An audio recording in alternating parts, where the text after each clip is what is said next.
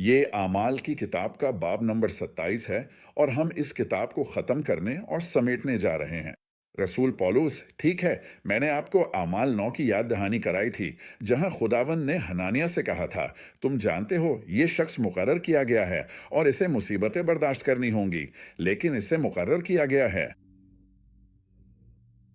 میرا نام اٹھانے کے لیے، غیروں کے سامنے، بادشاہوں کے سامنے اور یہودیوں کے سامنے۔ ٹھیک ہے، یہی وہ کرنے جا رہا ہے۔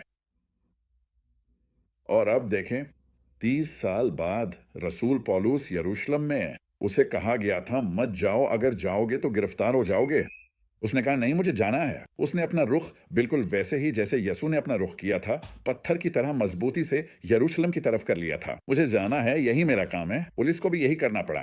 ہمارے پاس کوئی وجہ نہیں کہ وہ نہ کرتا، ظاہر ہے اسے یہ کرنا ہی تھا۔ اور جب وہ جا رہا تھا، اپنے سفر پر تھا، تو خداوند اس کے ساتھ تھا اور کہہ رہا تھا، سنو، تمہیں روم میں بھی گواہی دینی ہے، تو اسے یہ سب کرنا ہی تھا۔ اب یہ ہے جو اس نے کیا۔ ٹھیک ہے، وہ تقریباً 3 یا 4 سال زنجیروں میں رہا۔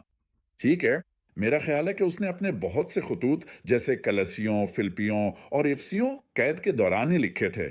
زبردست، مجھے یہ بہت پسند ہے۔ پولس، تمہاری کتاب لاجواب ہے۔ خیر، سبھی حقوق اور یوں عظیم رسول پولس، جسے خدا نے نئے عہد نامے کا زیادہ تر حصہ لکھنے کے لیے استعمال کیا، وہ ہیکل میں ہے اور مسلح محافظوں کے زیر نگرانی ہے، کیونکہ لوگ اسے مارنے کی کوشش کر رہے ہیں۔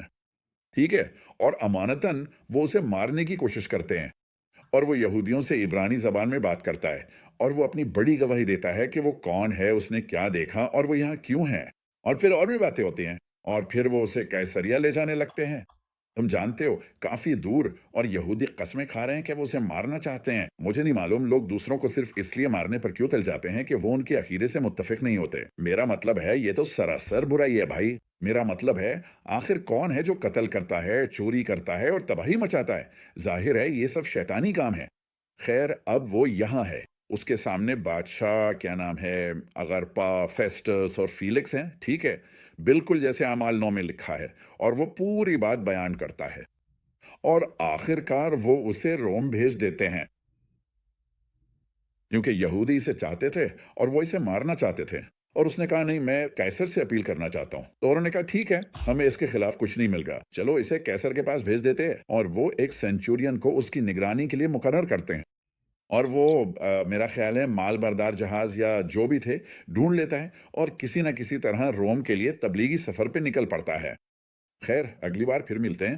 ہم ان تبلیغی سفروں کے بارے میں بات کریں گے جو اس نے ان جہازوں پر کیے تھے، سینچورین کے ساتھ جو اس کی عنایت تھی، اور کس طرح خداوند اس کے ساتھ تھا، اور وہ کیسے کچھ جزیروں پر گئے، اور پھر آخرکار وہ روم پہنچ گیا۔